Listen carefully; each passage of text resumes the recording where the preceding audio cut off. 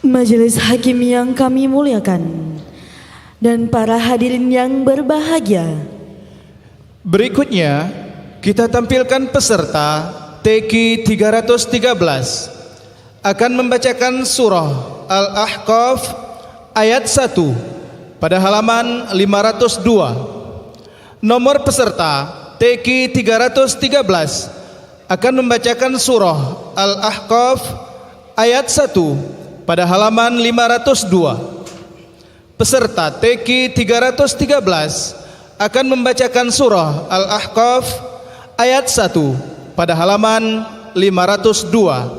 Pada peserta TQ 313 disilahkan. A'udzu billahi minasy syaithanir rajim.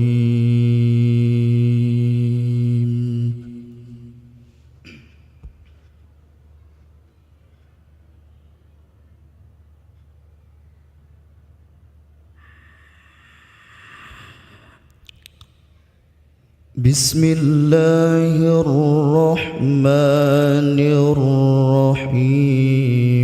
Hamim.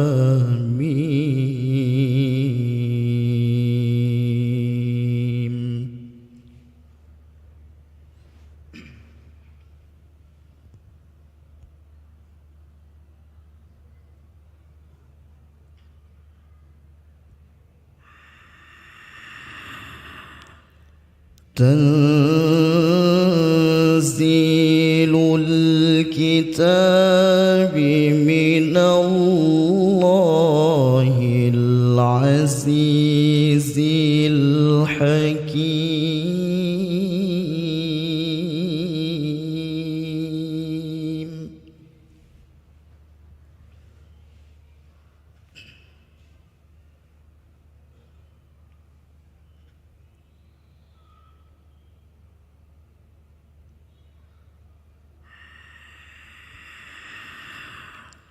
ما خلقنا السماوات والأرض وما بينهما إلا بالحق وأجل مسمى.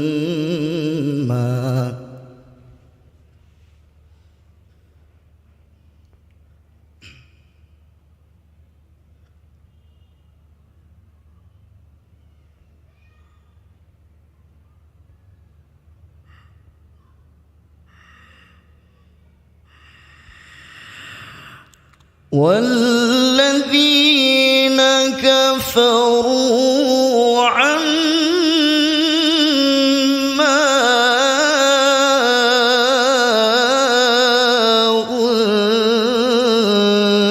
أنذروا معرضون.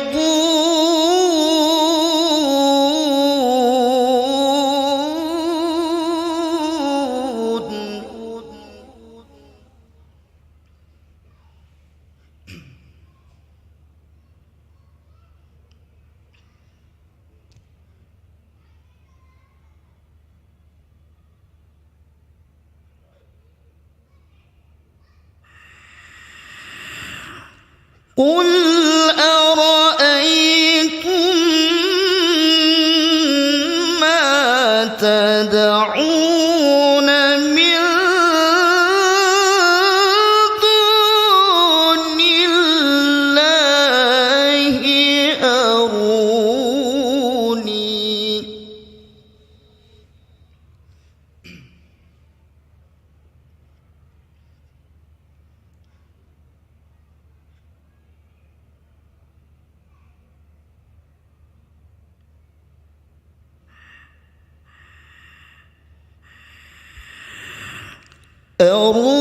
أروني ماذا خلقوا من الأرض أم لهم شرك في السماوات.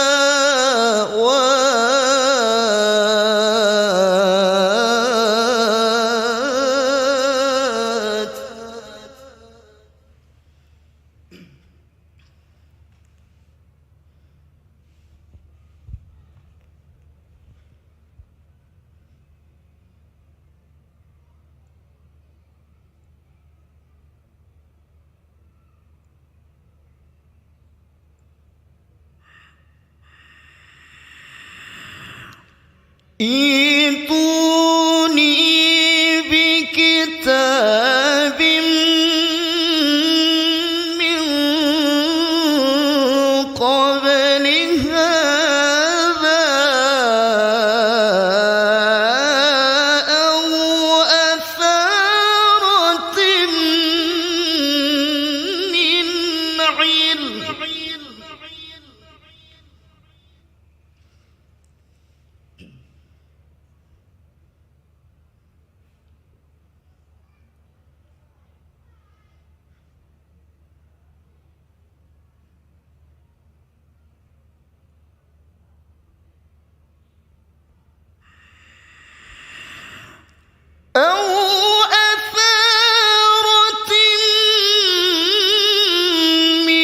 علم إن كنتم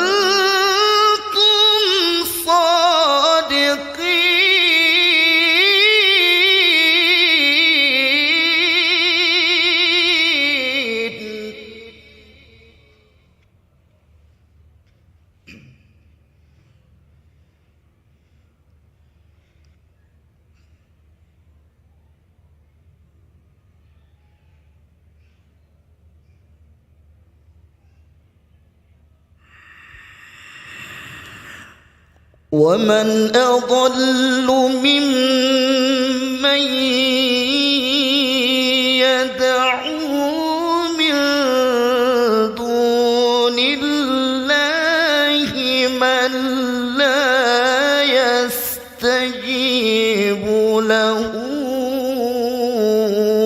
إلى يوم القيامة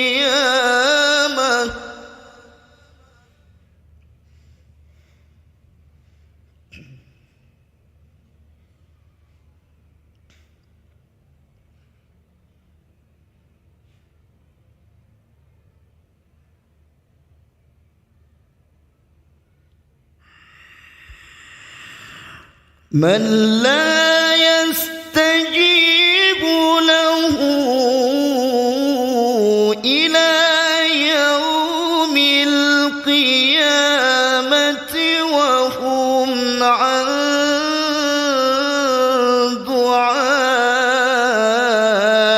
دعائهم غافلون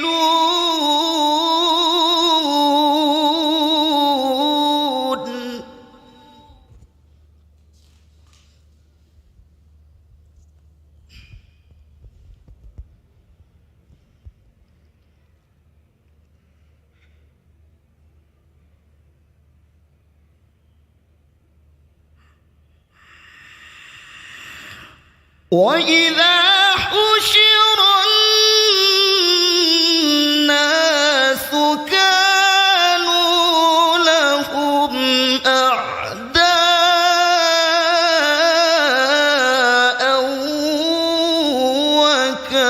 وكانوا بعبادتهم كافرين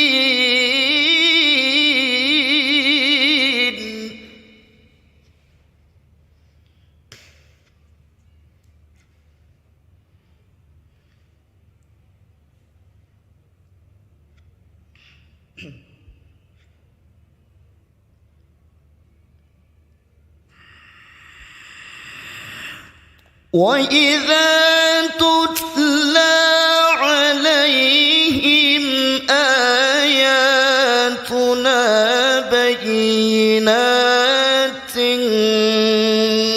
قال الذين كفروا للحق لما جاءهم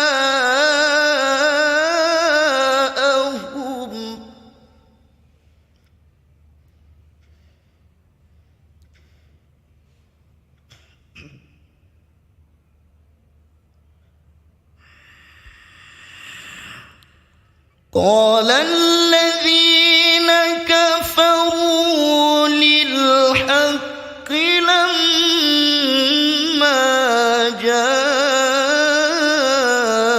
جاءهم هذا سحر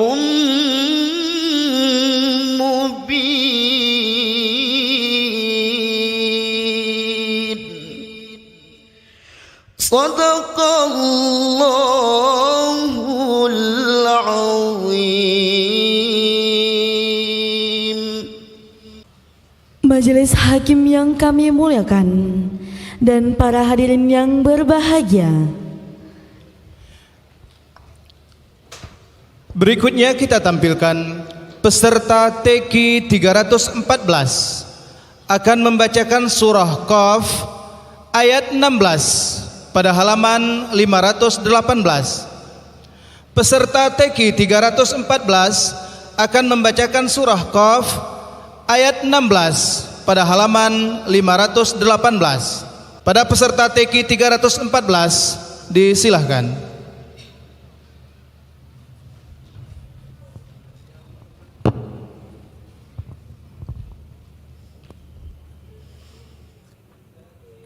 أعوذ بالله من الشيطان الرجيم.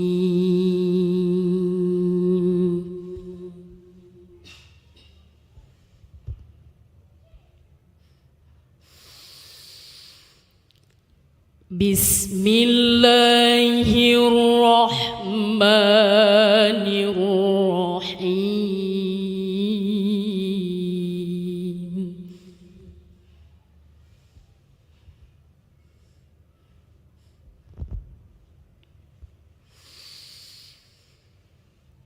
ولقد خلقنا الإنسان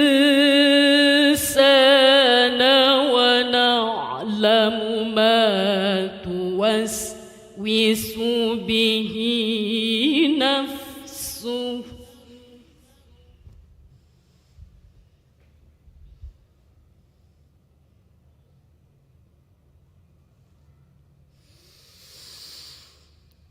ونحن أقرب إليه من حبل الوريد.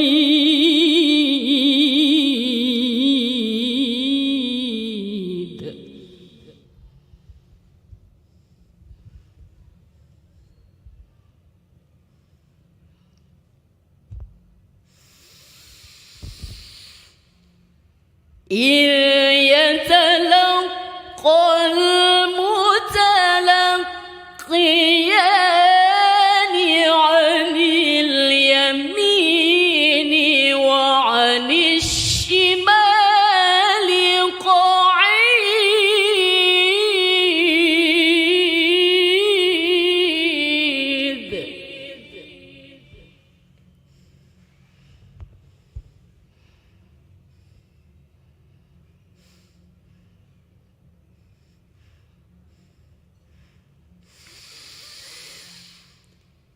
ما يلفظ من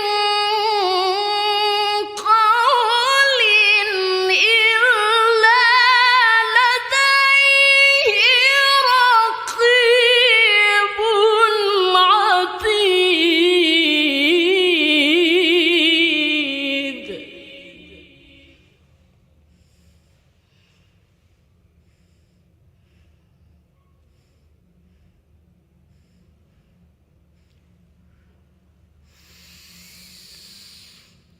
وجاءت سكرة الموت بالحق ذلك ما كنت منه تحيد.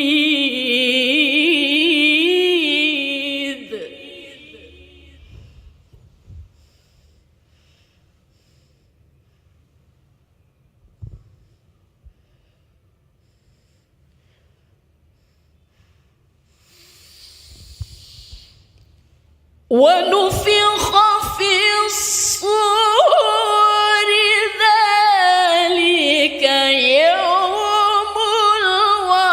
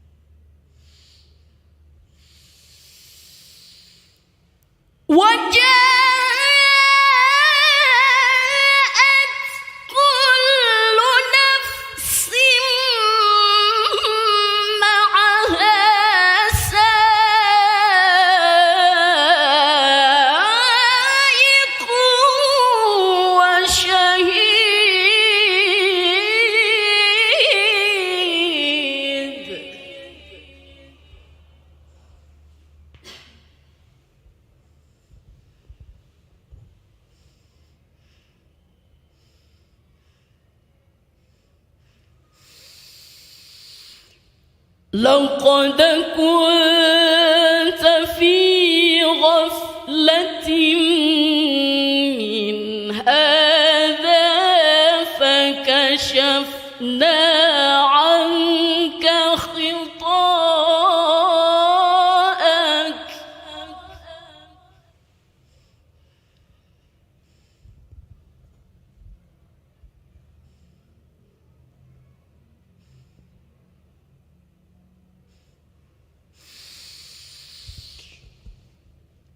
فكشفنا عنك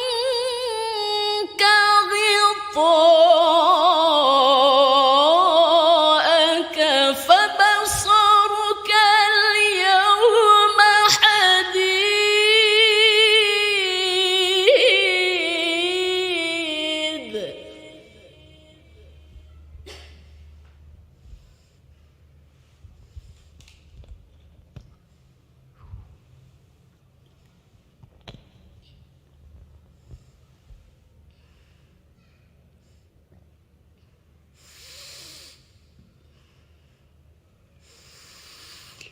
وقال قرينه هذا ما لدي عتيد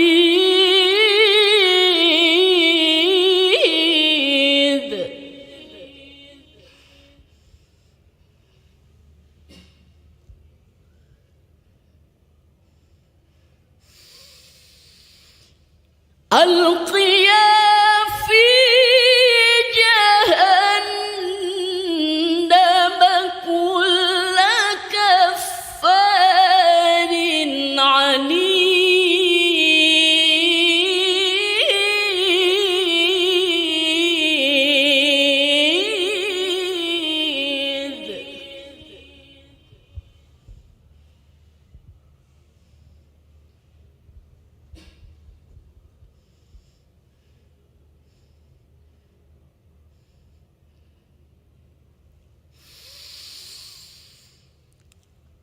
مناع للخير معتد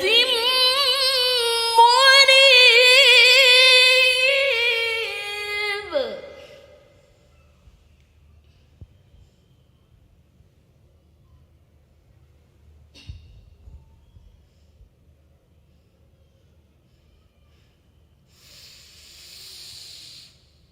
الذي جعل مع الله إلها آخر فألقياه في العذاب الشديد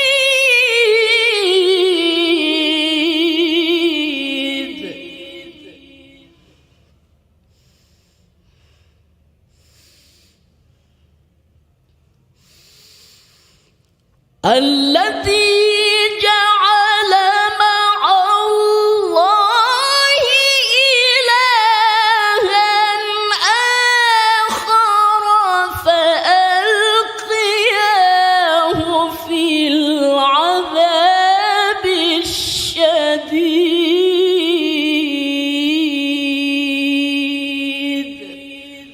صدق الله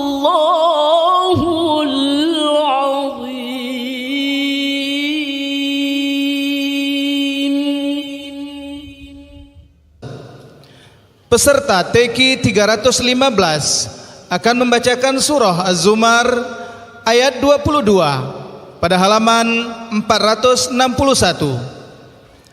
Nomor peserta TQ 315 akan membacakan surah Az-Zumar ayat 22 pada halaman 461. Kepada peserta TQ 315 disilakan.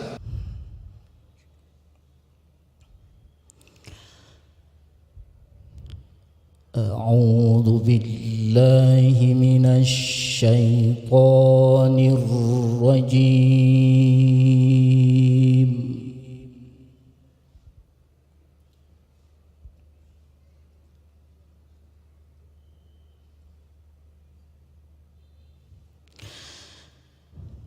بسم الله الرحمن الرحيم.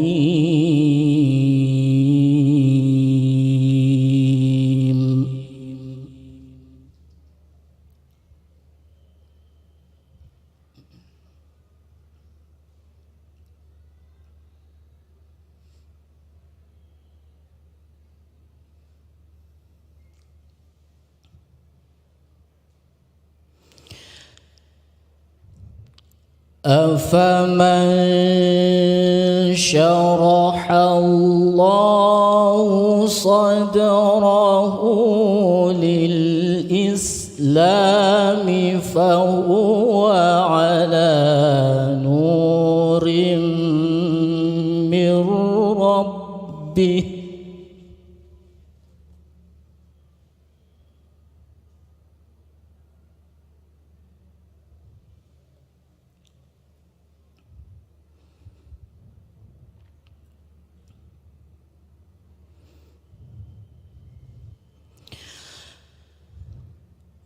فويل للقاسية قلوبهم من ذكر الله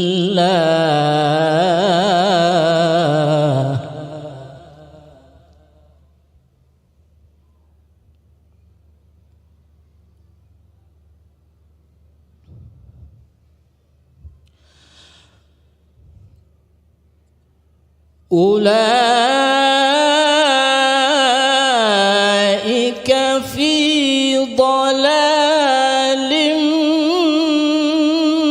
مبين.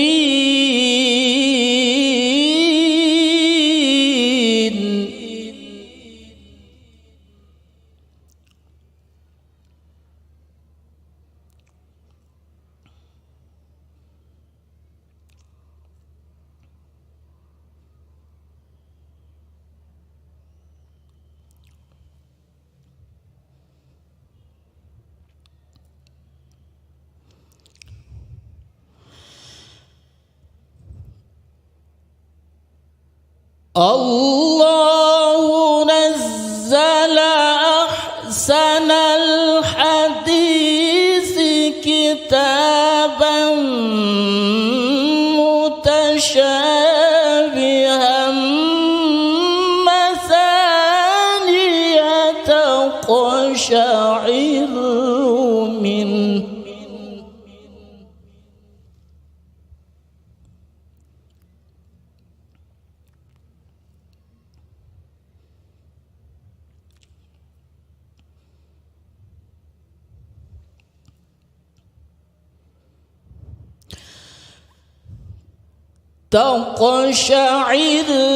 منه جلود الذين يخشون ربهم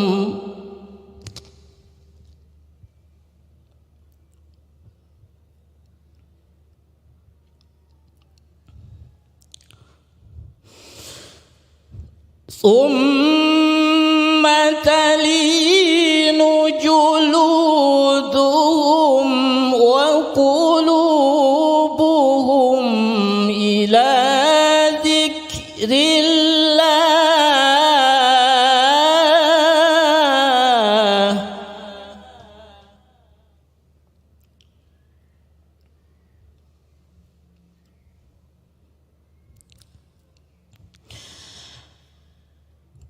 ذلك هدى الله يهدي به من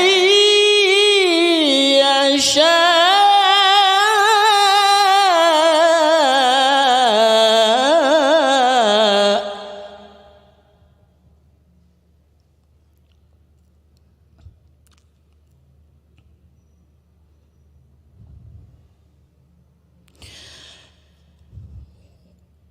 ومن يضلل الله فما له من هاد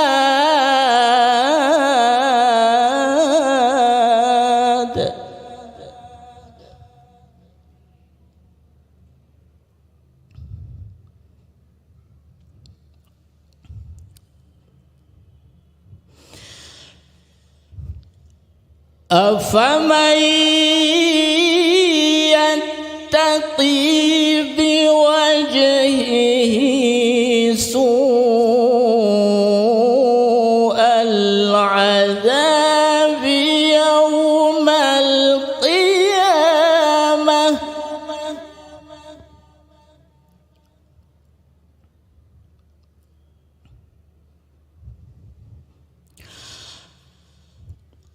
وقيل للظالمين ذوقوا ما كنتم تكسبون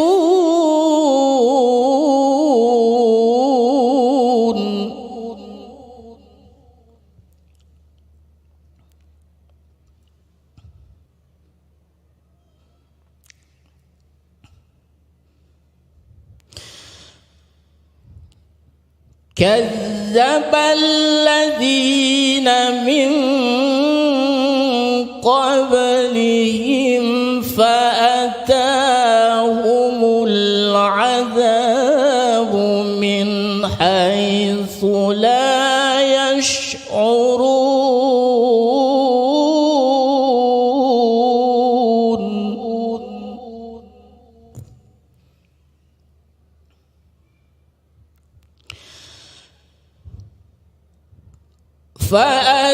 فأذاقهم الله الخزي في الحياة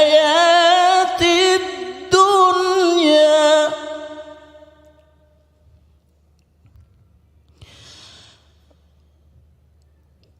ولعذاب الآخرة أكبر لو كانوا يعلمون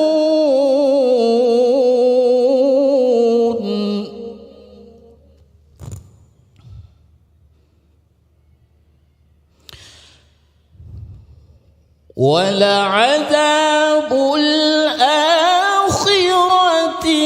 أكبر لو كانوا يعلمون